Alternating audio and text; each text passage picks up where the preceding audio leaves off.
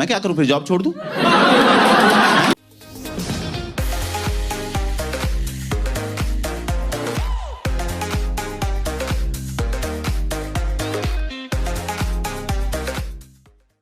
There was this perception created by producers in multiple interviews that the genre of rom-coms is dead across languages, that people don't have the appetite for mushy storylines anymore because the flavor of the season is mass action, and the current generation anyway has a tendency to call out anything that is remotely cheesy to be cringy.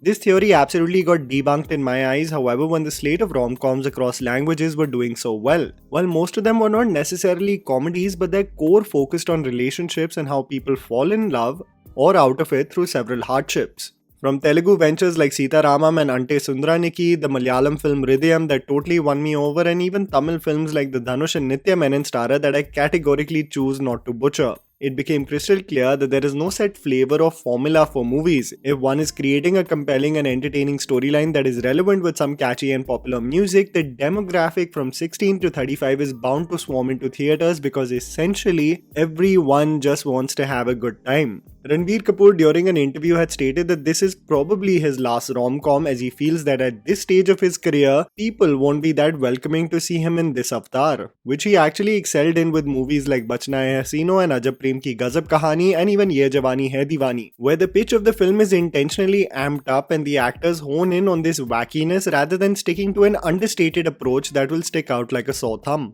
Love Ranjan movies are debated a lot on social media, but on the ground level, everyone watches them in theaters. His take on women and the portrayal of always scheming and being chalu is consistent, and this formula worked really well for movies like Sonu Ki Titu Ki Sweetie and Pyar Ka Panchnama. He flips the script in this case, where both the male and female characters are constantly plotting against one another. While the remnants of some of his most problematic writing is still sprinkled here and there, like Shraddha stating that she won't take advantage of Ranbir after getting him drunk, I still feel it's toned down way more than his previous films, going towards the route of becoming a situational comedy rather than characters going on a rant mode talking about how one sex is the worst thing that exists in the world. I was seeing people commenting on how there was a lack of chemistry between the two leads. I actually think otherwise, because essentially in the movie they are performing, they are showcasing facades to one another, they aren't genuinely in love with each other. So I think they've actually got that on point, that two people are pretending to be in love with each other, but in reality something else is going on. So even their mushy dialogues between each other are performative rather than organic or genuine. Seeing Ranbir Kapoor, however, in the trailer, I'll be honest, it reminded me of the late 2000s and early 2010s, where he would play the charmer in full-blown commercial films filled with song and dance. But is it just me, or did you also feel that Ranbir was trying a lot in the trailer? By that I mean it's almost as if he was putting in extra energy for a genre of film that he hasn't visited in quite some time. The issue is not the delivery or the expressions, but almost this extra zest put into his body language that in some snippets of the trailer almost seemed like he was doing too much. Shraddha Kapoor, on the other hand, seemed to be in her element entirely, almost so comfortable with the genre and pitch of the film that you wouldn't even notice that she is coming into this genre of film after 6 years, after Half Girlfriend and OK Janu. Other than the lead pair looking drop dead gorgeous, there is an ease to Shraddha's presence in the film's trailer that really surprised me. Also, doesn't it seem like after Sonu Ki Titu Ki Sweetie, Sonu and Sweetie basically transformed into Ranbir and Shraddha in some alternate universe? It almost seems as a spin-off and take on their characters and how they were constantly at loggerheads with one another. I think Shraddha is going to give Ranbir a run for his money in this film. The additions of capable actors like Dimple Kapadia will only make the situational comedy and feud more exciting, but Bussy being part of the mess has me even more excited. A stand-up comedian who seems to belong in front of camera with absolute ease, being the best friend who tries to bring some sense into Ranbir's head.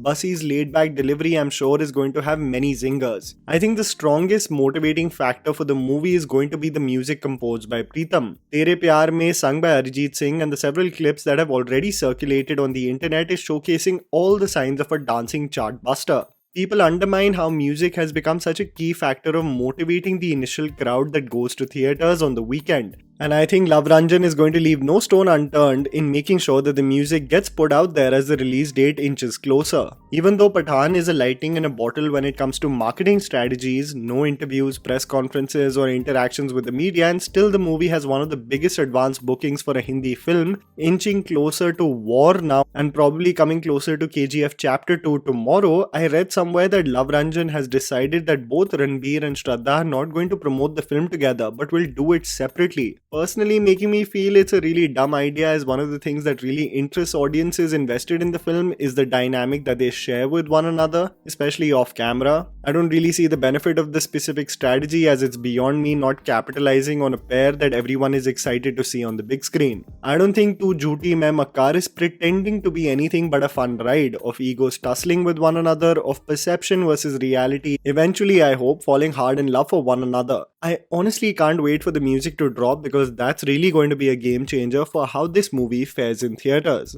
And that was the video, guys. Write down in the comments below what you thought about the trailer. Please don't forget to follow me on Instagram, the handle's right in front of you. Follow me at JammyPants4. Also, please support us by smashing the like button and subscribing to our channel for weekly content ahead.